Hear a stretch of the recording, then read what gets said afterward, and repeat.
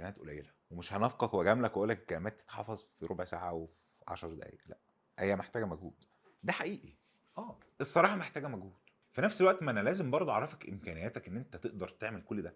انا واقعي جدا معاك وطبيعي معاك ومنطقي معاك وواضح معاك وصريح معاك ان الحفظ محتاج مجهود، وفي كلمات كتير جديده، ده صريح، ده صريح يا جماعه وواضحه مليون في الميه يعني صراحه. في نفس الوقت ماشي، ايه المشكله؟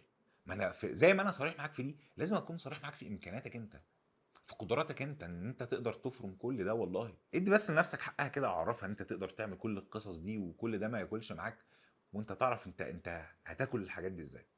المشكله انت بتفضل تهبط من نفسك، بتفضل تحبط في نفسك، تقلل من قدراتك، ما تديش نفسك حقها، وكل ده يعني حاجات سلبيه بتقلل منك، بتخليك ما تنجزش. يعني الحاجه دي لو يتم انجازها في ربع ساعه بتخليك تقعد فيها يوم كامل ما تعرفش تعملها. ليه؟